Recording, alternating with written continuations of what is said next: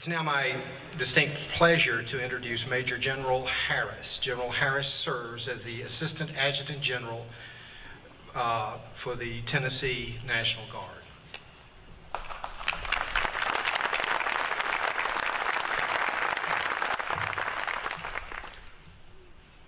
Good morning, Dr. Eaton, Board of Trust, faculty, elected officials, citizens, friends, honorees, soldiers. I thank you to the Cumberland University Board for allowing me to be here, representing the Military Department of Tennessee. Our Adjutant General, Major General Max Hastings, sends his best wishes from Washington. He is visiting our nation's capital along with other World War II veterans as part of an honor flight, and they departed from Nashville this morning. And General Hastings and I consider it a great privilege to pay tribute to the soldiers of World War II in today's ceremonies. Those of us who had answered the call to duty, whether drafted or volunteered, know better than most American soldiers what American soldiers endure and they sacrifice.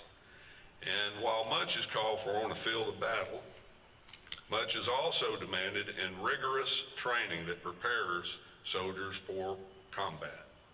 Today, we celebrate and offer a humble reward to the soldiers who participated in the U.S. Army's massive World War II era training exercises in Middle Tennessee. This simulated combat is officially known as the Second Army Maneuvers. But in my hometown of Tullahoma and in other communities in Tennessee, these war games have been known simply and affectionately as the Tennessee Maneuvers. Now, the term war games has invariably been used to describe realistic simulated combat. But this training was anything but a game. It is important, serious, demanding, and not without great human cost. And not far from us, on the northern side of Cumberland University campus, is a monument honoring the more than 250 soldiers and civilians who were killed as a result of the maneuvers in 22 counties in Middle Tennessee. And those who lost their lives between 1941 and 1945 are not forgotten. And very importantly, the causes which took them from us far too early taught lessons and better ways of doing important tasks. These improvements ultimately saved many lives on the battlefields of Africa and Europe, and on the islands of the Pacific. So as we salute the soldiers with us today, I think it's important to remember those who paid the ultimate price for freedom in Tennessee. Now, most of us who grew up here in post-World War II years have heard many wonderful stories about what happened in Middle Tennessee when the soldiers came to train. As was mentioned earlier, more than 850,000 men and women representing 25 full U.S. Army divisions trained here. Their impact is remembered in almost every case with positive recollections. And I'll pause there for a second and say 850,000 equals the active Army and the Army National Guard. So that says a lot about soldiers and their capacity to do good, and about Middle Tennesseans who have long valued the work of those in uniform. And one of my favorite stories from the maneuvers comes from a now elderly gentleman in Manchester.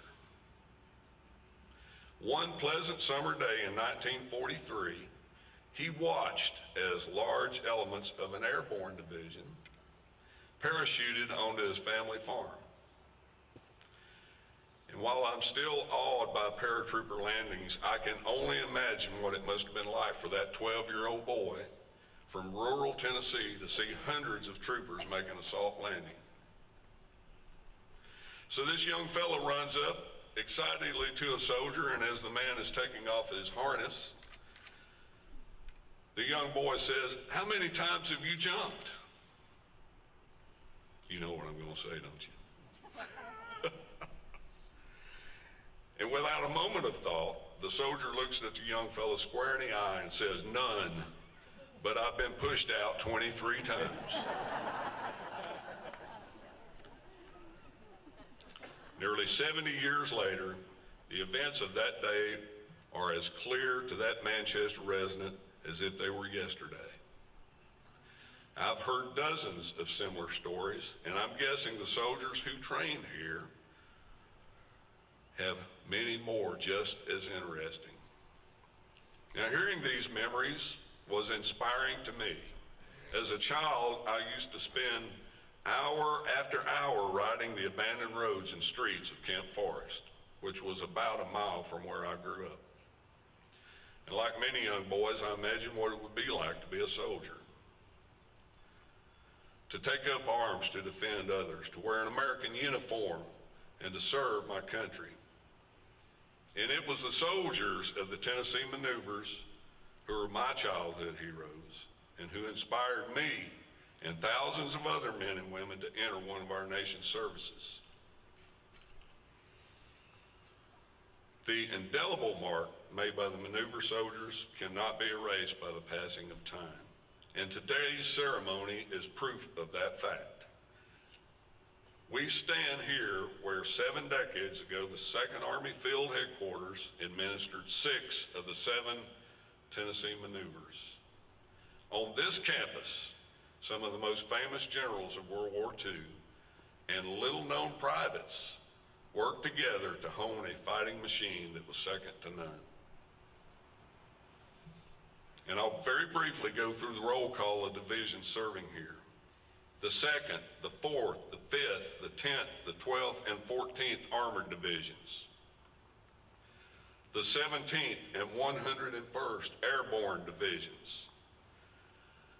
The 5th, the 6th, the 8th, the 26th, the 27th, the 30th, the 35th, the 78th, the 79th, the 80th, the 81st, the 83rd, the 87th, the 94th, the 98th, the 100th, and the 106th Infantry Divisions served here.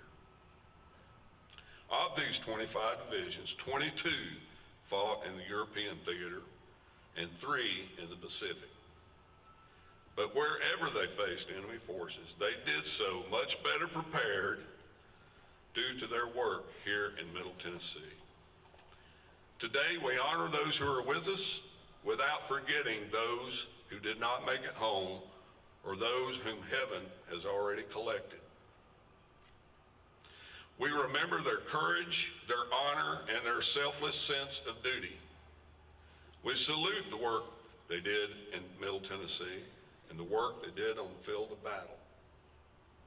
Soldiers and friends and family members of soldiers, we will not forget what happened during the Tennessee maneuvers, nor will we forget the freedom you ensured was purchased with your efforts in a most difficult time.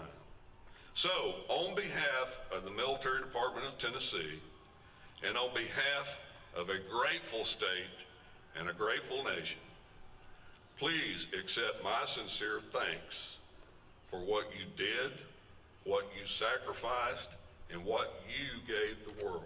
Thank you.